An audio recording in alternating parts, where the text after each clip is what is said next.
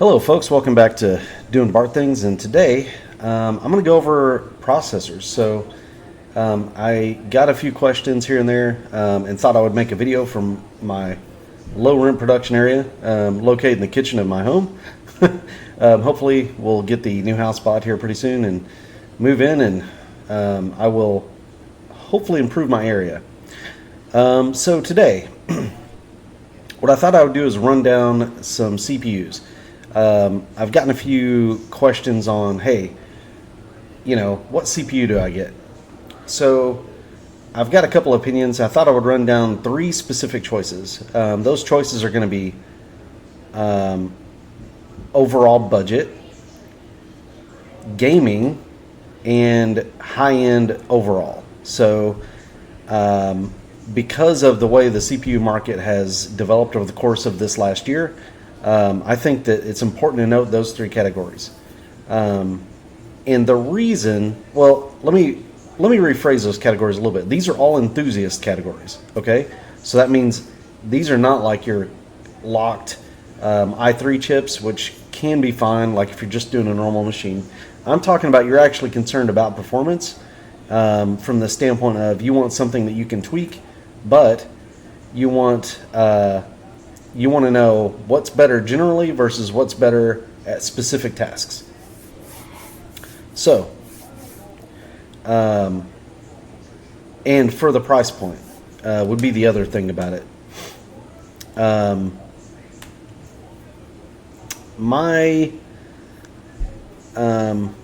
my 2 cents, and it's going to be actually more Intel based than people who know me might expect. I'm sort of, I'll freely admit I lean towards AMD stuff. I've been an AMD fan for actually a really long time, so it's not that surprising. But the way that things are currently, certain aspects about the market, just I have to lean towards Intel a bit. So here's kind of how this breaks down. If I wanted a more budget system, and I wanted a general really strong processor, but I wanted to just do a lot of things well. I wasn't necessarily looking to break any records, but I wanted something that was fairly easy to cool, has a lot of processing power, is a dense chip. In other words, it doesn't matter what task I do, mostly it's going to be pretty darn good at, right? But it comes at a decent price. The chip I would probably take would be your 13600K at roughly $300, and you can probably find them online for $300. Offering 6 performance cores and 8 efficiency cores. It's like got 20 threads. It's going to multitask better than your lower end AMD parts. It's still going to be fairly efficient. Maybe not as efficient as some of those parts, and we'll get to that in a second. It's going to game really well. It would probably be the CPU I would say would match up really well with like a Z690 board. Even so, you could get yourself a pretty good powerhouse going for not too many bones, and you could absolutely mess with this CPU. It's a K part. I have a friend who, tweaked his. He really likes it, and he put it with a 4090. He saved the money. He used the money that he was saving by buying this chip, which he could have gotten a 13900K. But the deal with 13900Ks are, you have to be, if you're really wanting to use and put those under a load, you have to be ready to cool them. Not to say you have to, like you can absolutely air cool a 13900K. If all you're doing is gaming, that's fine. If you're going to load all those cores up and go for maximum output, when you put that CPU on an air cooler, for example, you're going to limit. It's going to thermal throttle a lot. So, basically, getting this chip is going to keep you from warming your entire house off of it. Basically, it's a good chip. It's a good budget chip, quote unquote budget. $300, you're starting to get in the enthusiast market.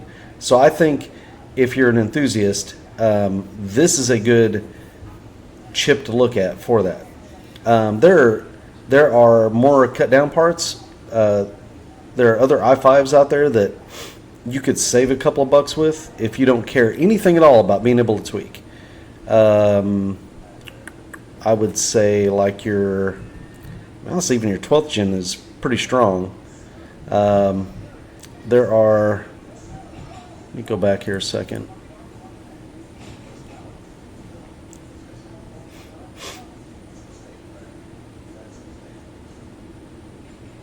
I would probably step up from a quad core. I'd go for something like the 12 well, maybe not the 12400. Isn't there a 13th gen equivalent to this somewhere? Come on, Intel. Maybe not.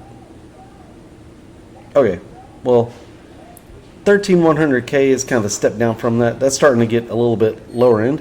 But honestly, for just a runabout rig, would do probably exceptionally well.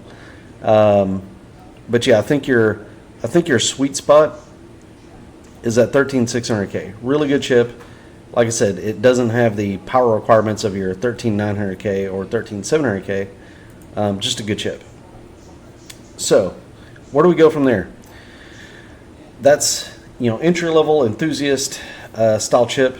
Again, I've got some personal experience with it. A friend of mine has it, who I've known for many years, and he really likes it. It was a good choice for him. It's on a he put it on a 280 millimeter AIO, which cools it very effectively, and he's able to really extract all the performance out of that chip. So he really likes it. Now, let's say you are building straight up gaming rig. You play a lot of different games. You want this thing to be just a game machine. You're not interested in having all the cores and doing a bunch of multitasking or doing a bunch of other tasks. Like strictly, I just want a game. All right. Well, 13900K, good chip. 13700K, good chip. For this price, like especially here on Micro Center, that's a lot of CPU for that price. However, again, if your goal and what you have to think about is you want something that will really elevate your frames, and maybe will help your budget out, because the real key here is whenever you're budgeting for a system, and I know some people, money is no object. Hey, if money is no object, get your 13900K, go find a way to plug it into 8,000 megahertz memory and go be happy. Like, go for it. Some of us, poor folk, gonna have to, mess within our budget. If you go and get yourself a 7800 X3D, you can save yourself a little bit of money, and this is as strong in most cases to a 13900K. Not every case, but I mean most cases this thing is going to deliver awesome performance in gaming. Games love the vcache. Now there are higher end versions of this, right? So you got your 7950 X3D and your 7900 X3D, which I do not recommend, and I'll talk about that in a second. But the 7800 X3D, I would say, is a great chip. It's a great price, especially here at Micro Center. I think at Newegg you can get them for about $399, if memory serves. So it's a little bit more expensive than your 13600K. But for a gaming dedicated machine, this is awesome. And the best part is you can buy yourself 6,000 megahertz memory. You can put it on almost any motherboard that you want. You can put it on a B650 and not even worry about it. Like, it's fine. Motherboard, memory speed are less relevant to these chips than other chips. You're just going to get the performance out of them, and that's fantastic. There are some caveats. I will say go and look at the title that you play and make sure that it's a title that is sensitive to the vcache if you're going to specialize in one game. If, like, I'm buying this machine to play one specific game, then obviously you need to look at benchmarks for that game, and that'll influence your decision heavily. But overall, if you play a bunch of games, especially like RPG games, MMORPGs, things that tend to hammer processor with background information, sort of, X3D chips are really strong. And for the price, that extra couple $100 is just another couple $100 you can save and put towards a GPU, which will elevate your gaming, because the GPU will allow you to run high resolution and that sort of thing, while keeping a really high frame rate. So I think it's a great chip to consider for just a strict gaming rig. The other thing about this chip that makes it ideal is it is not a high wattage part. It does not just dump out tons and tons of power. I mean, it's like, I'll put it to you this way. It's more efficient than the efficiency cores on Intel's parts. Like, it actually takes less power than the efficiency cores on Intel's 13900K. So that should tell you, it's like Intel's parts when they're gaming, like don't mistake it. Like they don't use all the cores all the time, right? They will use, like, I think Intel's 13900K, most games you'll see an average of about 100 watts during gaming. Like, it's not, super duper loaded down, because it's only using a few of the cores, right? Most games don't go crazy wide parallel and start using a bunch of cores. This part is going to use like even less than that. It's going to be like 50 or 60 watts, I think, if memory serves. So it's almost getting like laptop wattage. So can you throw an air cooler on this? Hell yeah, that saves you a bit more money. Do you need to buy a giant case with huge fans and everything for this? No. Like, save the cooling for your video card. Consider your video card more and the CPU less than this. Do you want to build a mini ITX rig for gaming? This is your chip, probably. I might even go with this. I would step up and pay the extra $60 or $70 to get this, I think, over even the 13600K, because this is a little bit more efficient and you get higher frame rates from it. So that's where this chip comes really into its own, is an environment where you maybe have limited space. You want to use air cooling. You don't want to go crazy with your giant 360 millimeter AIO to try and keep the thing cool. You don't have to. And you don't have to spend a ton of money on a motherboard. Like, you really don't. You can go buy yourself a Micro ATX B650 motherboard. You can buy yourself a ATX B650 motherboard. Buy yourself an ITX motherboard. Whatever. I think it doesn't even matter if you buy one of the A620 chipsetted boards. You may start running into an issue there with I/O, like you need more USB ports and stuff. But from the CPU standpoint, it just doesn't care. That vcache evens out a lot of that stuff. So that's what makes this chip really good. And it would be my recommendation for a very specific rig that is gaming oriented.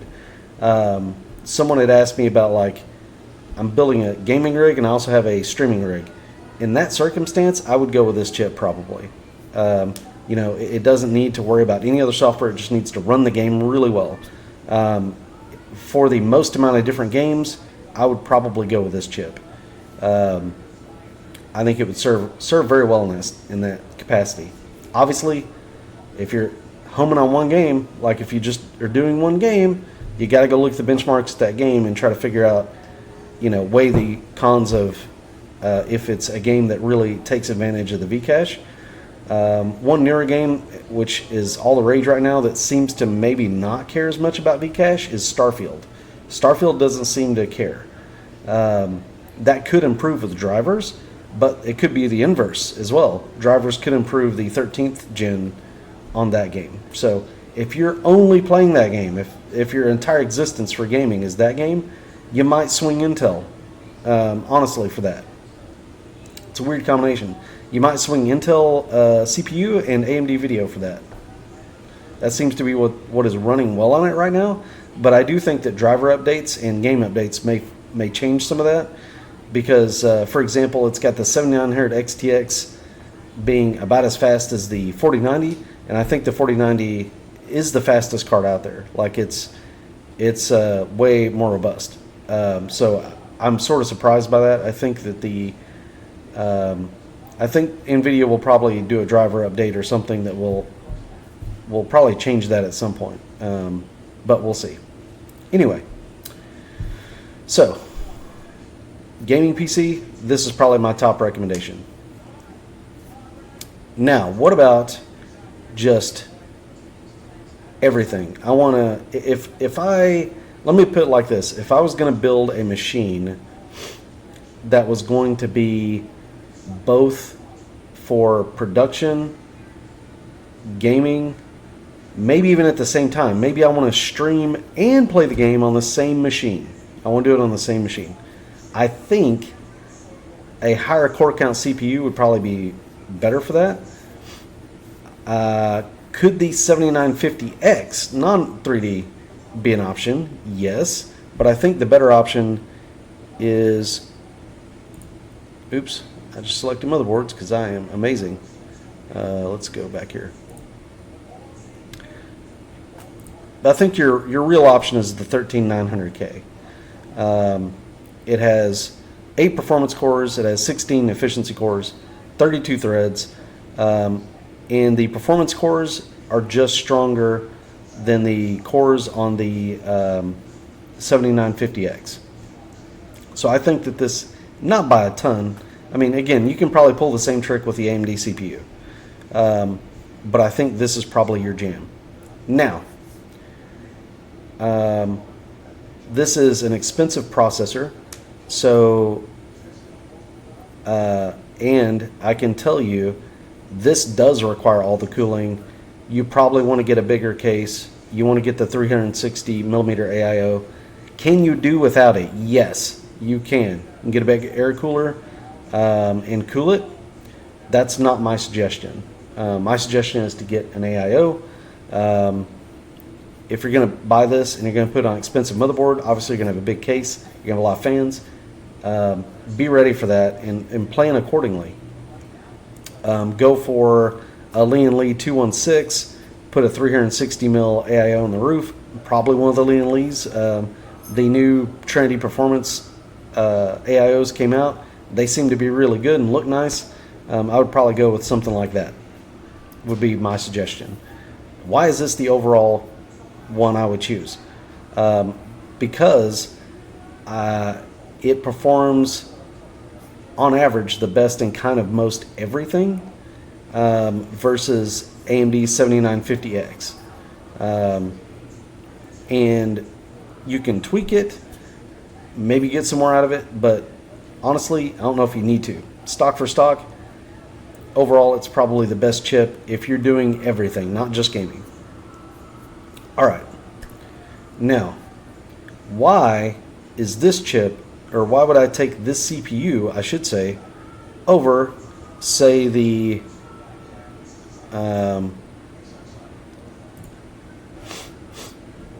where is it? There you go. The 7950 X3D. Okay. So, here's why. This is a good chip, but it has vcache only on 8 cores. Okay? It's a 16 core part. It has vcache on only 8 cores. The regular 7950X does not have vcache. So the vcache makes those 8 cores really good for performance in video games. And the thought is, well, it's got the other cores that will clock up higher, okay, and make it really good at also professional apps. Kind of makes it a balance. And it sort of is.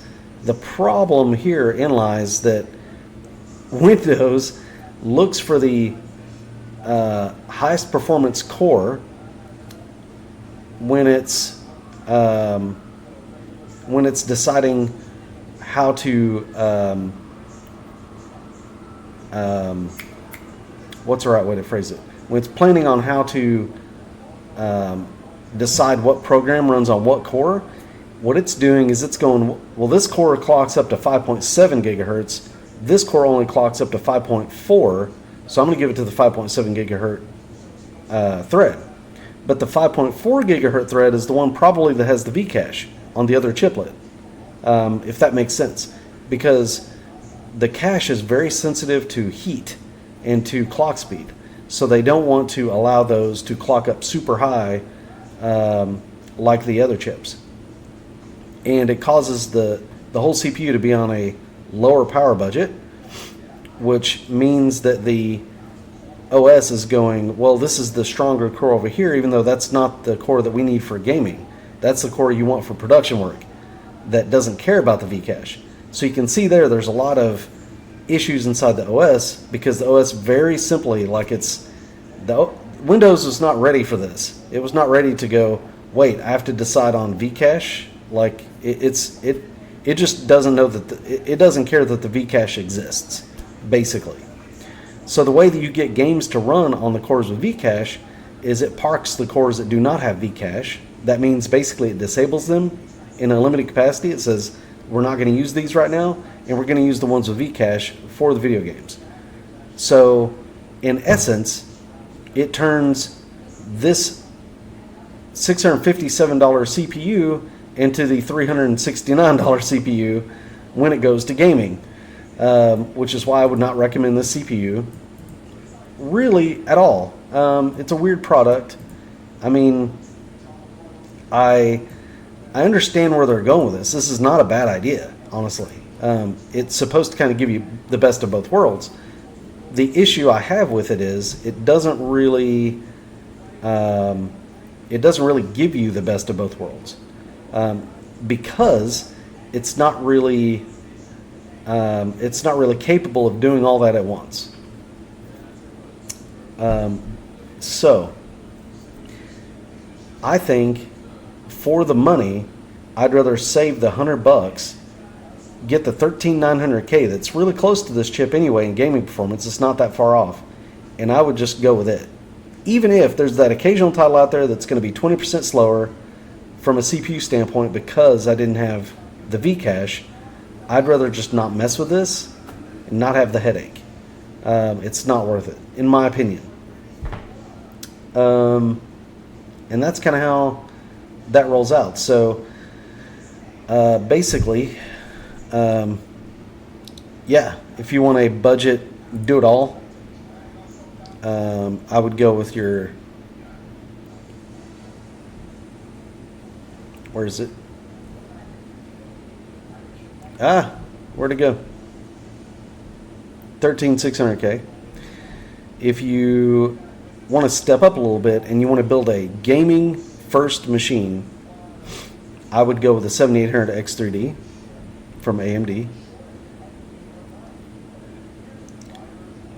See if I can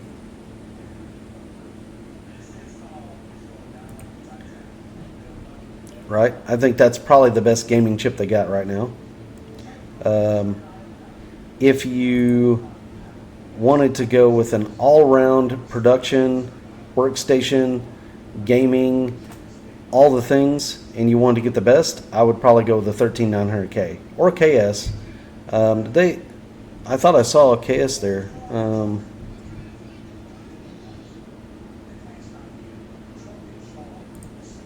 Let me see. Yeah, holy smokes, they want $700 for that. Yikes.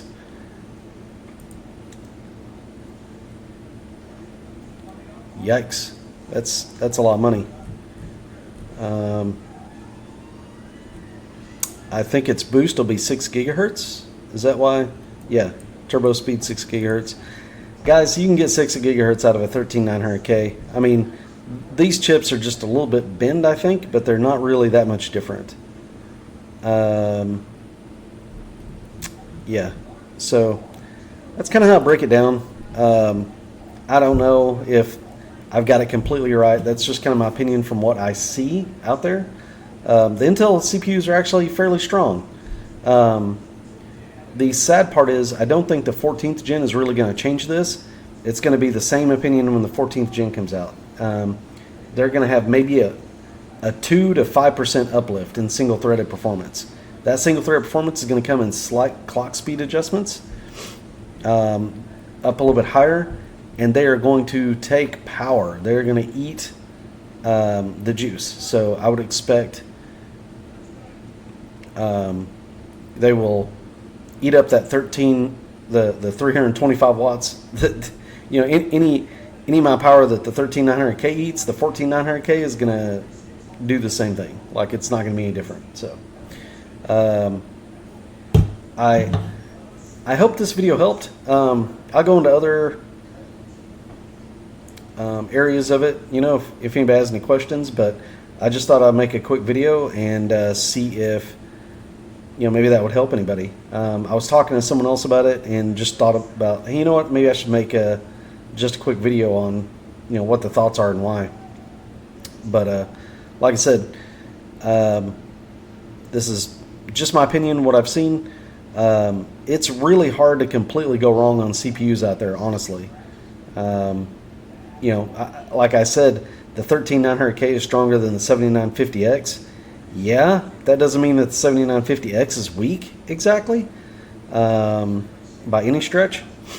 I would say, there's some give and take there. 13900K is really strong. It also, when you want it to be really strong, it can eat a lot of power. So that's kind of your trade-off, in a way. But neither here nor there. Guys, y'all have a really good one on this Sunday. And I'm signing off from my high budget, just incredibly expensive recording area out of my kitchen. So you guys have a good one, and we'll talk to you in the next one.